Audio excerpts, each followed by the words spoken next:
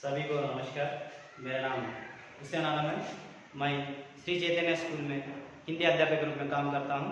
आज हमें यह व्याकरण से संबंधित एक अंश के बारे में जानना है। देखिए, पहला अंश व्याकरण से संबंधित अंश में जो अंश है कि संज्ञा। संज्ञा किसके बारे में जानना है? संज्ञा के बारे में जानना है। संज्ञा किसे कहते हैं? संज्ञा, जो संज्ञा शब्द कहाँ से आया है? तो संज्ञा से पहले देखिए, संज्ञा को अंग्रेजी में नाउन कहते हैं। संज्ञा को अंग्रेजी में क्या कहते हैं? नाउन कहते हैं। तो संज्ञा, देखिए संज्ञा जो शब्द किससे आया है? संज्ञा कौन सा शब्द है? तो इसके बारे में जानने से पहले हम शब्द के बारे में जानेंगे। शब्द, शब्द किसे कहते हैं? शब्द किसे कहते हैं? तो शब्द के जानने से पहले हम किसे जानना है? वर्ण को जानना है। तो वर्ण क्या है? वर्ण सभी को पता है कि मुंह से निकलने वाले एक स्वतंत्र अक्षर या मुंह से निकलने वाले सार्थक ध्वनि को, मुंह से निकलने वाले सार्थक ध्वनि को हम क्या कहते हैं? वर्ण कहते हैं। जो उदाहरण के लिए वर्ण के बारे में बताना है तो वर्ण किसे कहते हैं? वर्ण जो मुंह से निकलने वाला एक स्वतंत्र अक्षर है, तो बिना किसी सहायता से वर्ण निकलते हैं, तो इसे हम क्या कहते हैं? वर्ण कहते हैं। जो सार्थक ध्वनि को वर्ण कहते हैं, मुंह से निकलने वाले सार्थक ध्वनि। जो वर्ण कौन से हैं? जो आ, ई, जो ऐसे शब्द ई हो सकता है, ई हो सकता है, और का हो सकता है, हा हो सकता है। तो आ से लेकर षट्रज्ञ तक, आ से लेकर षट्रज्ञ तक जो भी वर्ण है, तो इन सबको मिलाकर जो आदि वर्णों को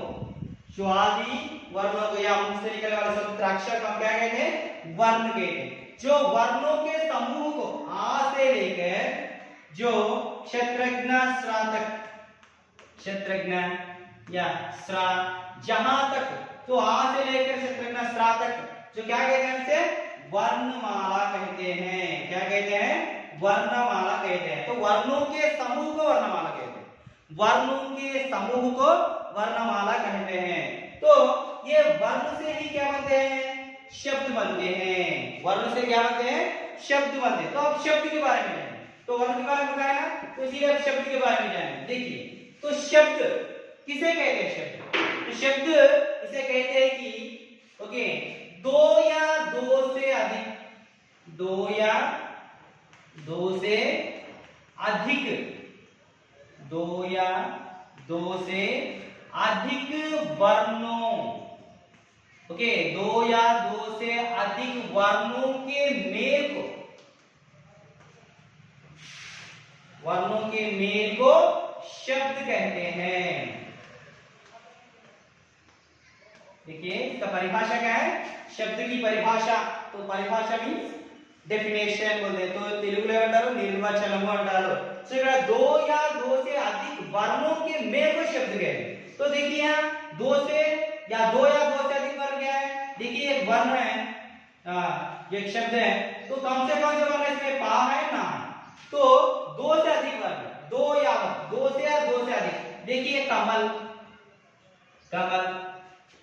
तो इसमें दो वर्ण है, इसमें तीन वर्ण है, तो इसका अर्थ क्या है? दो या दो से अधिक वर्णों के मेल को शब्द कहते हैं। तो ये पानी, तो एक कमल, और एक किसी एक का नाम लिख सकते हैं राम, ओके, तो और किसी सीता, जो ऐसे सभी क्या है? शब्द है। ये सभी क्या है? शब्द है।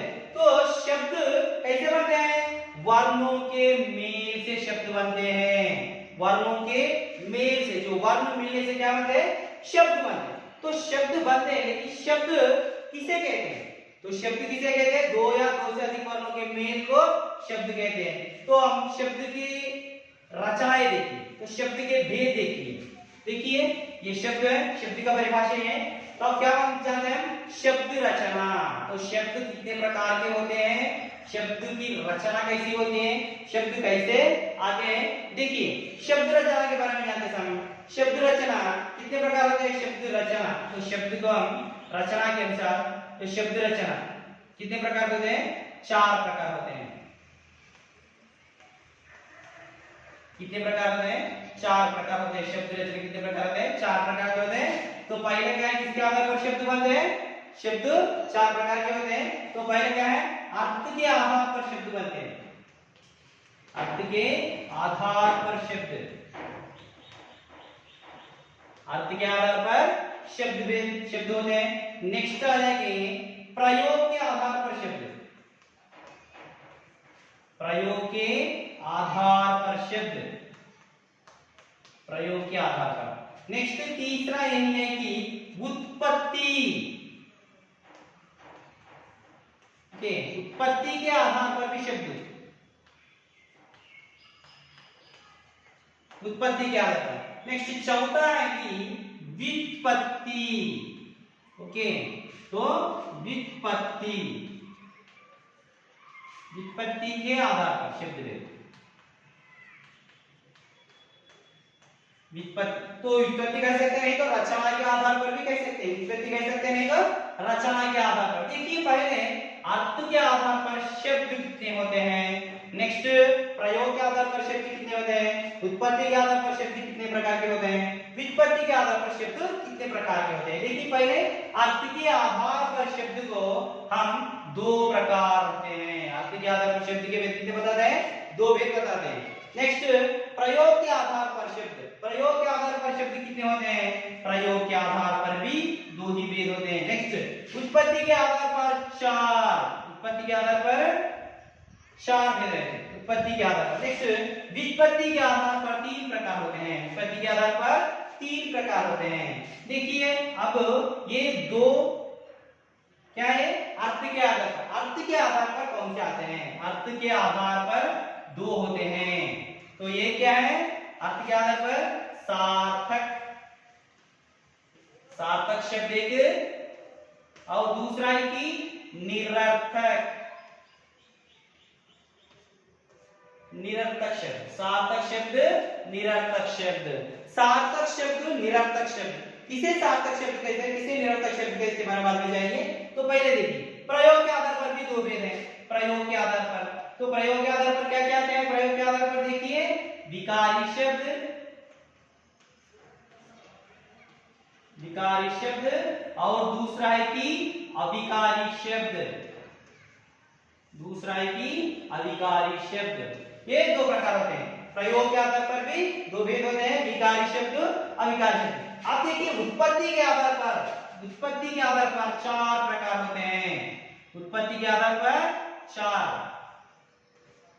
देखिए पहले क्या है, तो पहला है कि तत्सम, तो पहला क्या है, तत्सम। दूसरा है तद्भव, दूसरा क्या है, तद्भव शब्द। तीसरा है कि देशज, तीसरा है कि देशज शब्द है।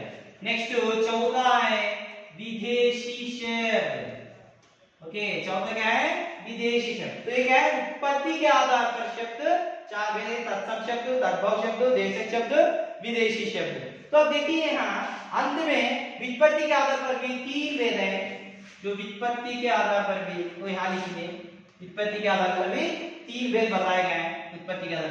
तो पहला क्या है, पहला क्या है, उत्पत्ति के आधार देखिए रूढ़ शब्द कहते हैं, पहला क्या है, रूढ़। नेक्स्ट दूसरा है कि यौगिक या यौगिक शब्द, ओके, यौगिक शब्द। नेक्स्ट तीसरा है कि योग रूढ़ कहते हैं, तीसरा क्या है, योग रूढ़ कहते हैं।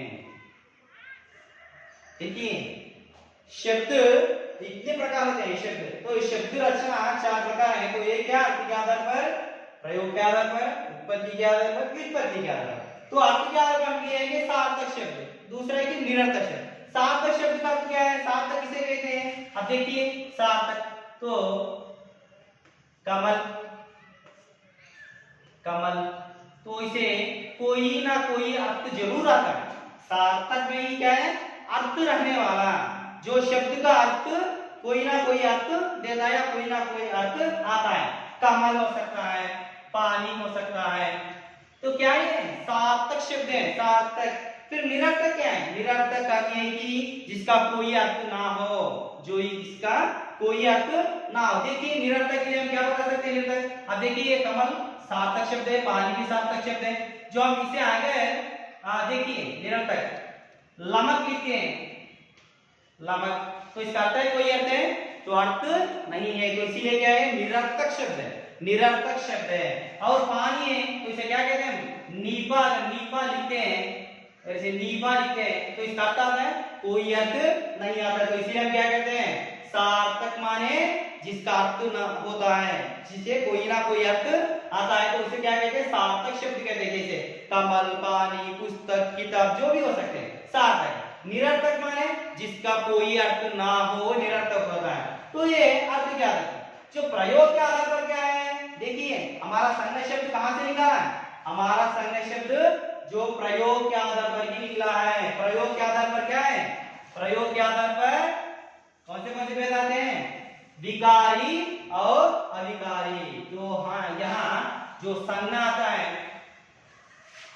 जो संज्ञा है, संज्ञा कहां का शब्द है विकारी शब्द है। संज्ञा कौन सा शब्द है विकारी शब्द, संज्ञा कौन सा शब्द है विकारी। जो विकारी का अर्थ क्या है, विकारी का परिभाषा क्या है, जो विकार परिवर्तन होने वाला, जो शब्द परिवर्तन होता है तो उसे कहते हैं विकारी शब्द कहते हैं। अब देखिए विकारी क्या है अविकारी क्या है और एक बार जानेंगे। विकारी शब्द कौन से है, तो विकारी किसे कहते हैं जिसमें लिंग वचन कारक के अनुसार जो परिवर्तन होते हैं तो उसे विकारी शब्द कहते हैं। कौन से लिंग हो सकता है, वचन हो सकता है, कारक हो सकता है, तो उसके आधार पर जो परिवर्तन होता है उसे विकारी शब्द कहते हैं। जो संज्ञा कौन सा शब्द है विकारी शब्द है, संज्ञा कौन सा शब्द है विकारी शब्द है। तो विकारी देखिए एक एग्जांपल बताता हूं, जो लड़का है, लड़का शब्द है तो क्या है इसका अगर आप लिंग बदलना है तो इसमें क्या होता है परिवर्तन होता है, लड़की बनता है। तो क्या हो गया परिवर्तन हो गया, विकार हो गया, उसमें चेंजेस हो गए। विकारी का अर्थ मैंने बताया कि जो परिवर्तन होने वाला, जो उसमें चेंजेस होते हैं, किसके अनुसार चेंजेस होते हैं लिंग वचन काल के अनुसार। मैं बताया आपको लिंग वचन कारक ओके आज के अनुसार। तो इसके अनुसार जो चेंजेस होते हैं, देखिए लड़का लड़की हो गया, अगर हम वचन बताना है तो लड़का क्या हो जाता है लड़की बन जाता है। तो इसमें क्या हो रहा है विकार आ रहा है, चेंजेस आ रहे हैं, परिवर्तन हो रहा है। तो ऐसे परिवर्तन होने वाले शब्द को हम विकारी कहते हैं। अविकारी क्या है, अविकारी किसे कहते हैं, जो अविकारी ऐसा शब्द है कि इसमें परिवर्तन नहीं होता है। किसके अनुसार परिवर्तन नहीं होता है, जो लिंग होता है, वचन होता है, कारक है, जो इसके अनुसार जो शब्द में परिवर्तन नहीं होते हैं तो उसे क्या कहते हैं हम अविकारी शब्द कहते हैं। फॉर एग्जांपल देखिए इधर जो शब्द है इधर, उधर, इधर, उधर, परंतु, परंतु जो ऐसे शब्द होते हैं इसमें क्या कोई भी परिवर्तन नहीं आता। जो स्पेलिंग बदल सकते हैं नहीं बदल सकते, इसका वचन बदल सकते हैं नहीं बदल सकते, कारक के रूप में भी ये चेंजेस नहीं होते हैं, तो ये अविकारी शब्द है। अब देखिए जो विकारी शब्द में कौन कौन से आते हैं, विकारी शब्द कौन कौन से हैं, अविकारी शब्द कौन कौन से हैं, एक बार देखिए जो विकारी शब्द कितने हैं, विकारी शब्द 4। विकारी शब्द कितने प्रकार के होते हैं 4 प्रकार होते हैं। तो 4 प्रकार में पहला क्या है, 4 में पहला क्या है संज्ञा, दूसरा है कि सर्वनाम, नेक्स्ट तीसरा विशेषण, तीसरा क्या है विशेषण, चौथा है क्रिया। तो ये पूरे 4 क्या है विकारी शब्द है। तो इसमें चेंजेस होते हैं, परिवर्तन आ जाता है, जो बदलाव आती है, किसके अनुसार बदलाव आते हैं लिंग वचन कारक काल के अनुसार इसमें बदलाव आती है। बताया ना संज्ञा के बारे में, तो ऐसा सर्वनाम विशेषण क्रिया जो ऐसे लिंग वचन कारक के अनुसार जिसमें परिवर्तन आता है या चेंजेस आते हैं तो उसे क्या कहते हैं विकारी शब्द कहते हैं। फिर अविकारी शब्द क्या है, अविकारी शब्द कौन कौन से हैं, अविकारी शब्द ये भी अविकारी शब्द कितने हैं, ये भी 4 प्रकार होते हैं। अविकारी शब्द कितने प्रकार के होते हैं 4 प्रकार होते हैं। तो पहला क्या है, जो पहला है कि क्रिया विशेषण, जिनको अव्यय भी कहते हैं। जो अविकारी शब्द को आप क्या कहते हैं अव्यय। अव्यय का अर्थ क्या है जिसमें बदलाव ना हो, जिसमें परिवर्तन ना हो। मैं बताया ना इधर, उधर, अब जैसे शब्द, तो ऐसे शब्द क्या होते हैं इसमें परिवर्तन नहीं होते। क्रिया विशेषण के क्रिया विशेषण, दूसरा है कि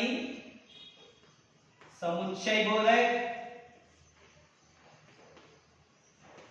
समुच्चय बोधक। तीसरा है कि संबंध बोधक, संबंध बोधक। नेक्स्ट चौथा है कि विस्मयादि बोधक, विस्मयादि बोधक।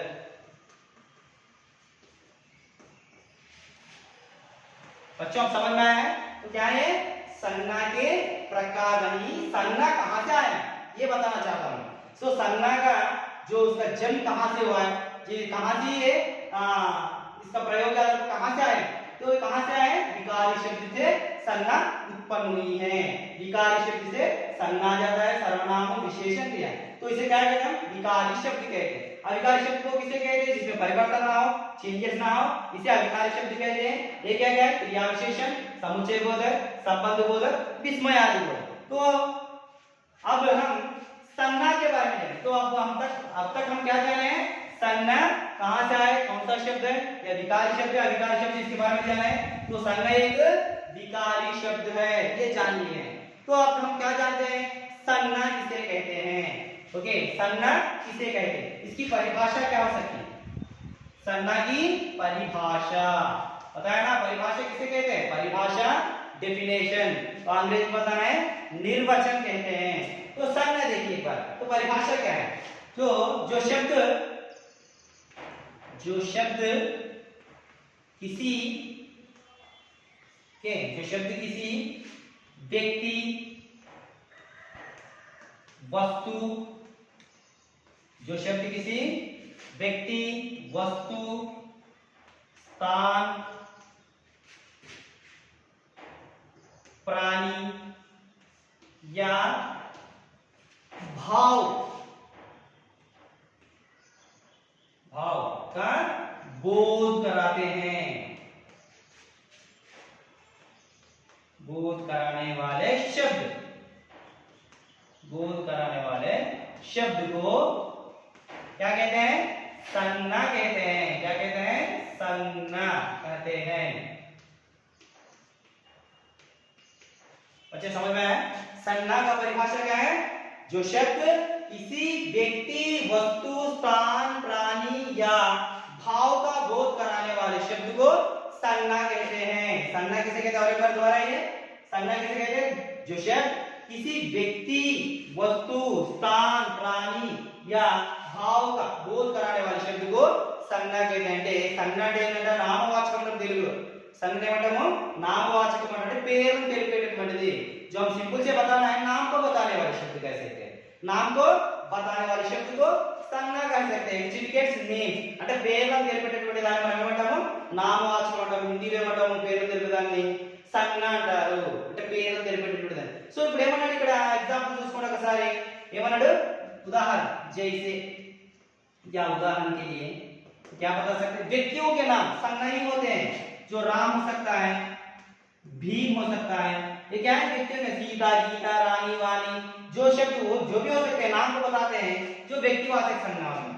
नेक्स्ट स्थान के बारे में बताता है, स्थान के बारे में, जो एम्बिगनूर, कर्नूल, ओके, एमपी हो सकता है, कर्नूल हो सकता है, हैदराबाद हो सकता है, दिल्ली हो सकता है, सभी क्या है, स्थान का नाम है, जो स्थान के बारे में बताते हैं।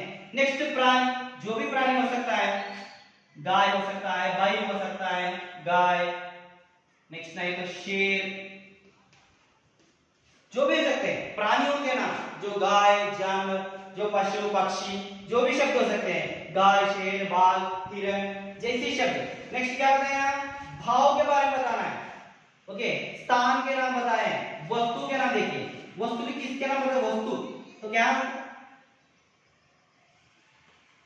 कलम, पुस्तक, जो खड़िया, पोंछी, ये सभी क्या है, शामपट, ये सभी क्या है, वस्तुओं के नाम है। जो वस्तु हो गया, व्यक्ति हो गया, वस्तु हो गया, स्थान, प्राणी, भाव देखिए, भाव मींस एक्सप्रेस फीलिंग, जो क्या हो सकते हैं, भाव को बताने वाले, अच्छाई, ओके, अच्छाई, नेक्स्ट बुराई, कड़वा, मीठास, ईमानदारी आदि, ये सभी क्या है, संज्ञा के एग्जाम्पल्स है, सभी संज्ञा के उदाहरण है। तो संज्ञा किसे कहते हैं? जो शब्द किसी व्यक्ति के बारे में అంటే పర్టిక్యులర్ ఒక వ్యక్తి, సో వ్యక్తి గురించి కానీ, వస్తువుల గురించి కానీ, ప్రదేశాల గురించి కానీ, ఏమైనా ప్రాణుల గురించి కానీ, ఏమైనా ఫీలింగ్ భావాల గురించి కానీ వ్యక్తపరిస్తే అలాంటి పదాలను మనం ఏమంటామంటే సంజ్ఞ అంటాము. అలాంటి పదాలను మనం ఏమంటాము? సంజ్ఞ అని అంటాము. సో సంజ్ఞ ఉదాహరణ చూడండి, ఇక్కడ రామ్, భీమ్, గీత, సీత, వాణి, ఏదైనా జమీన్, कर्म, ఢిల్లీ, హైదరాబాద్ ఇలాంటి పేరు. నెక్స్ట్ गाय, शेर, बाघ, हिरण जो भी हो सकते हैं, खरगोश आदि. नेक्स्ट अगर हम वस्तुओं के नाम बताना है, कलम हो सकता है, ओके, पुस्तक हो सकता है, खड़िया हो सकती है, शामपट हो सकता है, पूंजी हो सकती है, जो भी वस्तुओं के नाम. जो भाव होते हैं, भाव किसे कहते हैं? अच्छा बुराई.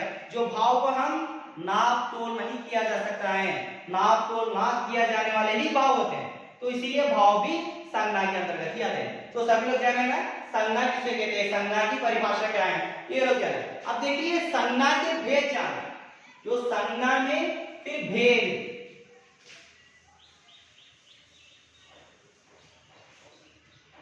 ओके, संज्ञा के भेद कितने होते हैं?